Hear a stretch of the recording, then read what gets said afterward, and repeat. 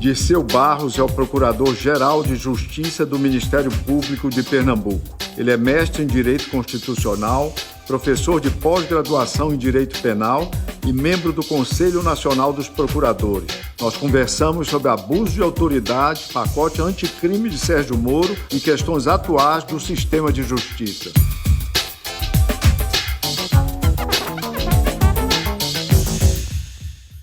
Procurador Dirceu Barros, qual, na sua opinião, serão as consequências da divulgação do intuito do então Procurador-Geral da República, Rodrigo Janot, indo ao Supremo Tribunal Federal, pretendendo assassinar um dos ministros daquela corte, o ministro Gilmar Mendes? Nós, do Ministério Público Brasileiro, recebemos a notícia com muita perplexidade. Não sabíamos que o clima era tão tenso, né, a relação entre o chefe do Ministério Público da União, porque ele não é chefe do Ministério Público Brasileiro, né? Cada Ministério Público tem seu chefe, no caso aqui em Pernambuco sou eu.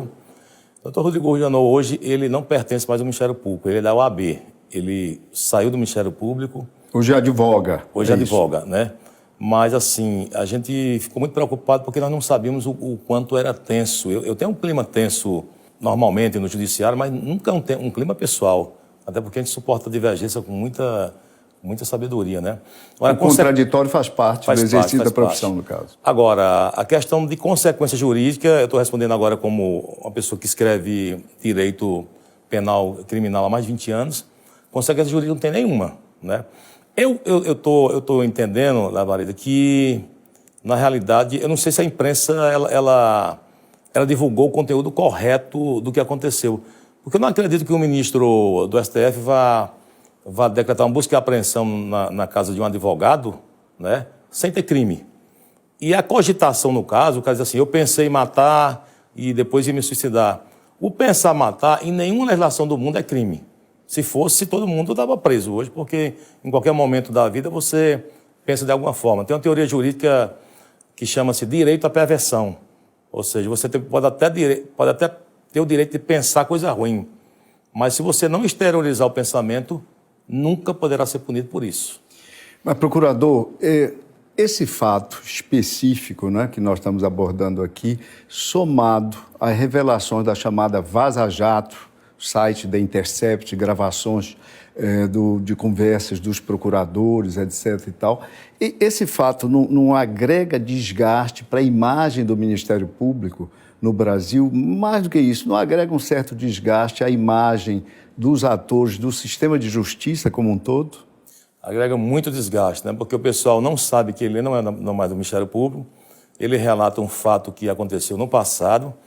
Na realidade, o Ministério Público hoje está sobre alvo de ataques, são sequências, também o Judiciário também, uma sequência interminável de leis que tentam enfraquecer o Ministério Público e o Judiciário, né?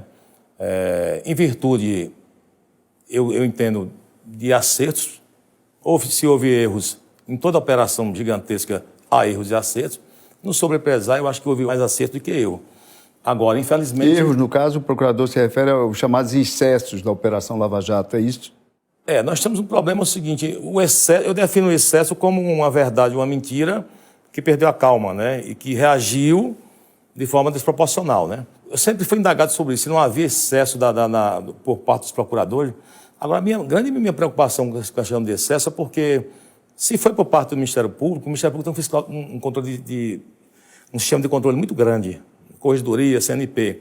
E assim, o Ministério Público isolado não faz nada. Eu, como promotor, eu pedi mais de 500 preventivas aqui em Pernambuco. O juiz tem que deferir. Então, o juiz tem que estar conivente comigo, né, uma realidade. E o advogado vai recorrer para o Tribunal de Justiça de Pernambuco, depois recorre para o STJ, recorre para o STF. Ou seja, se houve algum excesso, foi de todo mundo. Eu não acredito que todo mundo esteja errado, né, nesse processo todo, né? Pode ter um ato isolado qualquer, como diz a sabedoria matuta, lá na cidade de Exu, você não pode querer matar o carrapato atirando no boi. Excessos pontuais, é isso? Pontuais. Procurador, indo para outra direção, mas ao mesmo tempo na mesma área, pacote anticrime do ministro Sérgio Moro. Qual é a sua opinião no geral?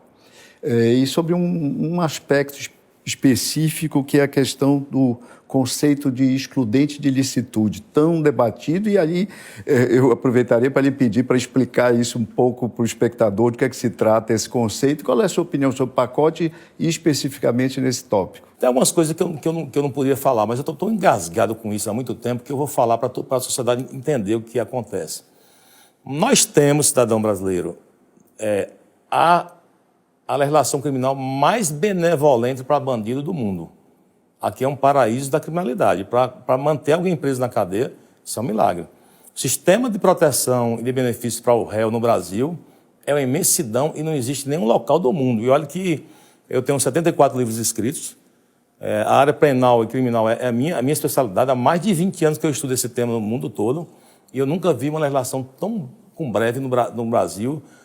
Agora mesmo, na semana passada, um cara aí, eu tenho que falar cidadão agora, não posso nem dizer outra coisa, porque senão eu cometo o crime da abuso de autoridade.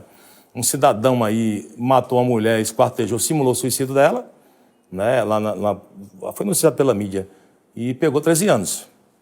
13 anos.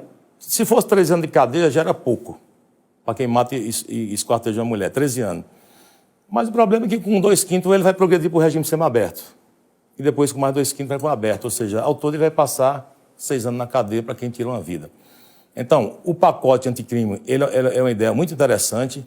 Eu acho que ainda ele está pouco, porque a legislação brasileira precisa ter mais eficácia, ter pena mais dura para a bandidagem. Esse tópico específico do excludente de ilicitude. A excludente de ilicitude é o seguinte, é você ter um fato que deixa ser crime. Exclui o crime, excludente de ilicitude. E, na realidade, é um ponto do pacote que eu não concordo. Por que eu não concordo? Porque não é necessário. Em 1850, já existe essa excludente de ilicitude chamada legítima defesa. E não é só no Brasil, não. Em toda a legislação mundial. O que se fala é que isso é um direito natural do homem, que é baseado no seu instinto. Se alguém for matar um cidadão, automaticamente, instintivamente, ele reage para sobreviver. Isso vem da Idade Média. É tão difícil saber onde foi que originou esse instituto que ele está lá na idade primata. O cara ia matar alguém, você se defende. E isso faculta os policiais, então, reagirem com a devida energia, digamos assim, a tentativa de um bandido, de um assaltante. Grande questão é que não precisa, porque já tem no Código Penal. O artigo 25 fala assim: age em legítima defesa, ou seja, não comete crime. Excludente ilícito traduzindo não comete crime. Não comete crime o cidadão que reage à injusta agressão atual ou iminente, atual que está acontecendo, está prestes a acontecer, a direito seu ou de outro. Ou seja, eu reajo, alguém vem me matar, aí eu reajo para não morrer. Isso desde 1850 já está no código. Ou então alguém está matando alguém e eu atiro na pessoa para que não mate o terceiro. Então, eu acho que foi uma campanha publicitária aí de algum político para agradar uma determinada classe. Se você falar com um delegado, um promotor, ninguém concorda com isso. Por quê? Porque já tem. Qualquer policial hoje que o bandido atirar nele e ele reagir, ele não comete crime. Não precisaria desse debate. Não precisa. Procurador, outro tópico aí de interesse público. Posse de armas. 7 decretos do governo Bolsonaro, um projeto de lei. Qual é a sua opinião a respeito? Eu iniciei minha carreira há 20 anos no Exu. E eu sou um criminalista. Ao mesmo tempo que eu defendo que o Brasil tem que ter uma legislação mais rigorosa para combater a criminalidade, eu entendo que nós não temos um sistema cultural emocional para cidadão portar arma.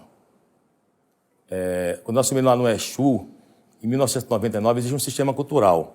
Cada cidadão tinha em sua casa uma arma e uma antena parabólica, não existe necessidade. Todo homem do Exu tinha uma arma. Isso vai revelar o quê? Qualquer discussão, sistema emocional, sai do diálogo e puxa o revólver. A mesma regra que você não pode dirigir com álcool, você não pode portar uma arma com álcool. Então, não se baseia no sistema dos Estados Unidos, que é uma coisa cultural de séculos. Aqui no Brasil não tem como cidadão, todo mundo está portando uma arma. Eu apoio uma parte do projeto que diz o seguinte: na propriedade rural, no sítio, porque nós temos uma lei que restringiu todo tipo de arma, e aí foi um erro. O cidadão que tem um sítio isolado, que está com a sua propriedade, o bandido sabe que ele não tem arma. Se ele tiver arma, ele está cometendo crime. Então, ele está abrindo as portas para que o bandido vá lá invadir. Fica vulnerável. Fica vulnerável. Agora, cada cidadão tem uma porta, como tem nos Estados Unidos, fica aquela loucura, até uma metralhadora na rua. Isso eu acho que não dá certo no Brasil. O procurador foi escolhido, procurador-geral do Ministério Público de Pernambuco, através de uma eleição, uma lista tríplice, e o governador do estado apontou, então, o mais votado dessa lista tríplice. Diferentemente, o novo procurador-geral da República, Augusto Aras, ele foi escolhido fora da lista tríplice, ele sequer concorreu e isso despertou muita polêmica. Eu queria saber sua opinião a respeito, se isso dificulta ou dificultará a atuação do procurador-geral, se isso, de certa forma, corrói a legitimidade do cargo que ele passou a ocupar. Mas o procurador Dirceu Barros vai responder essa questão no próximo bloco. Fique com a gente.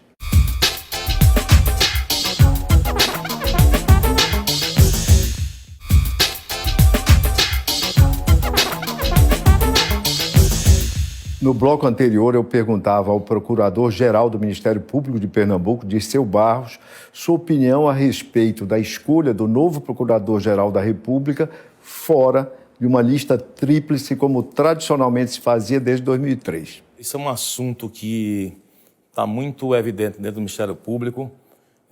Nós temos algumas controvérsias. A própria doutora Raquel Doge, ela se portava como se fosse chefe do Ministério Público brasileiro.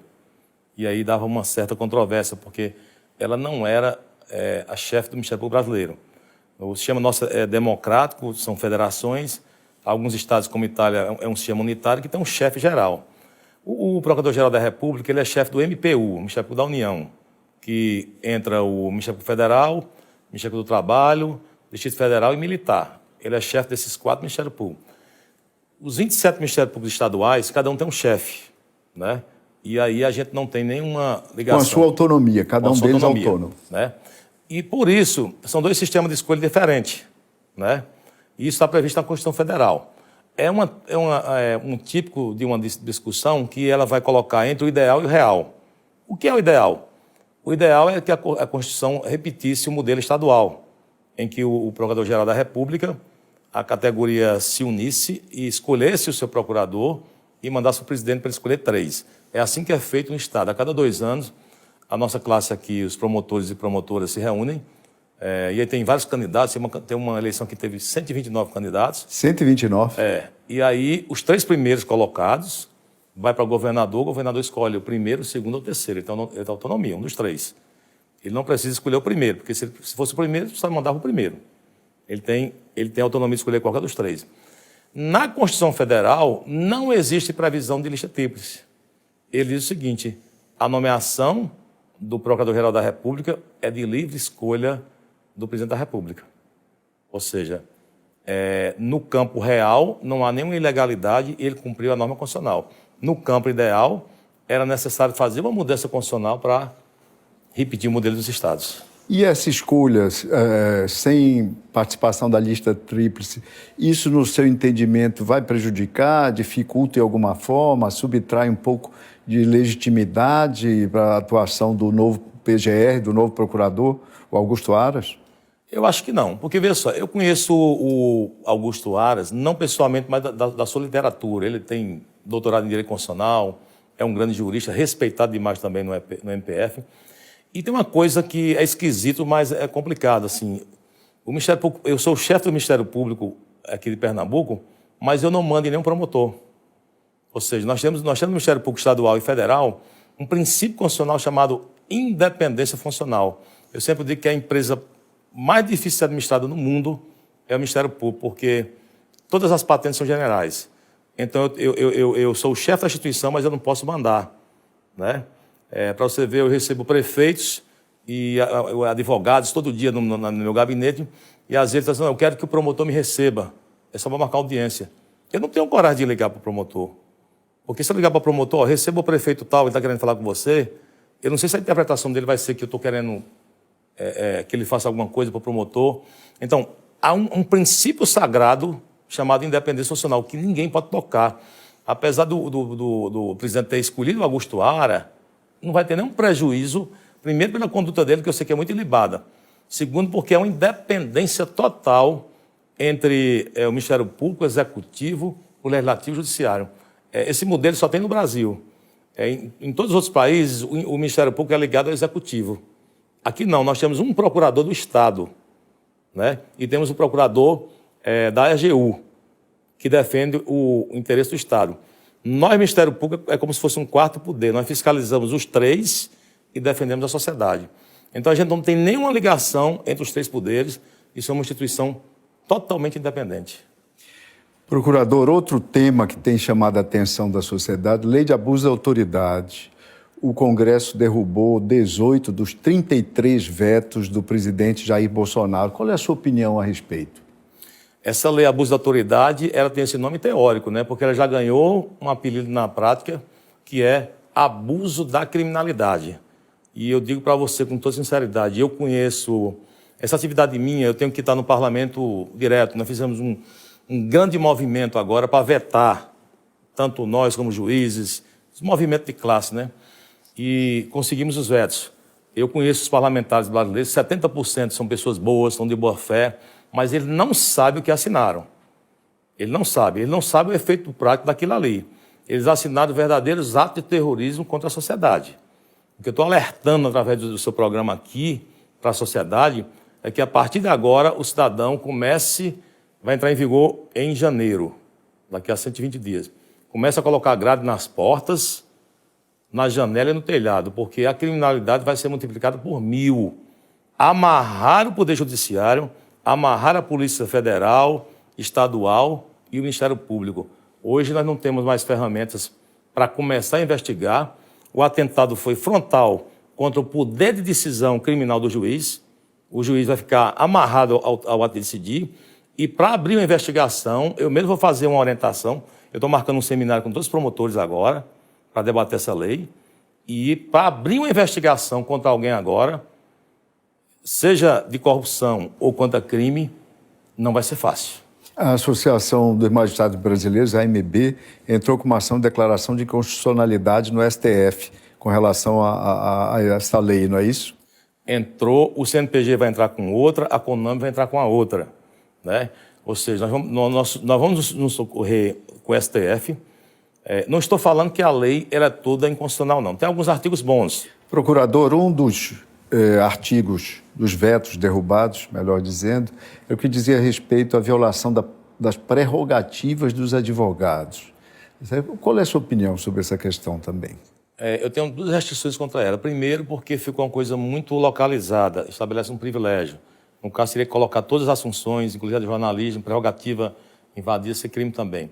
A segunda, que não é necessário, porque nós já temos uma lei de abuso de autoridade, que é a 4898, que pune você violar o princípio da legalidade. E o outro, que é o artigo 146 do Código Penal, que causar constrangimento ilegal também é crime. Então não tinha necessidade. Inócua. Totalmente.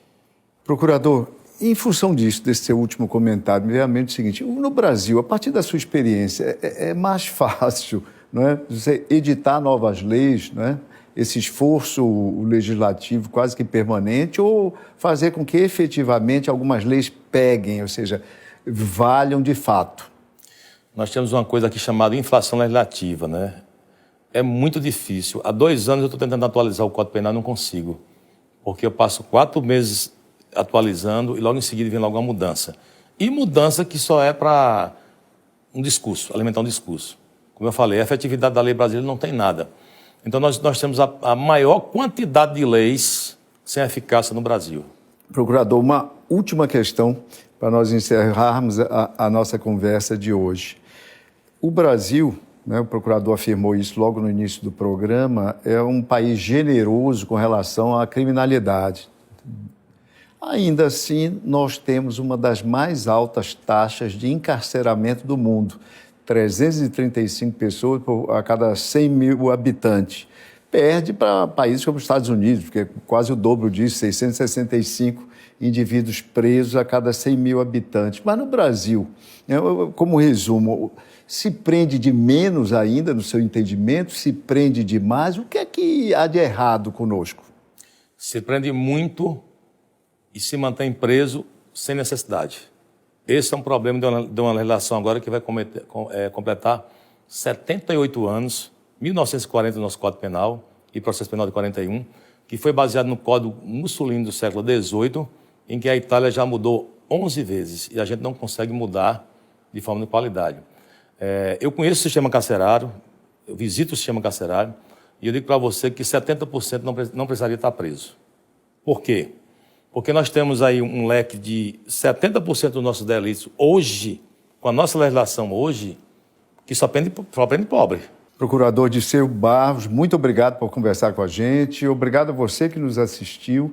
Envie suas sugestões e até a semana que vem com mais um 20 Minutos. Obrigado. Obrigado também.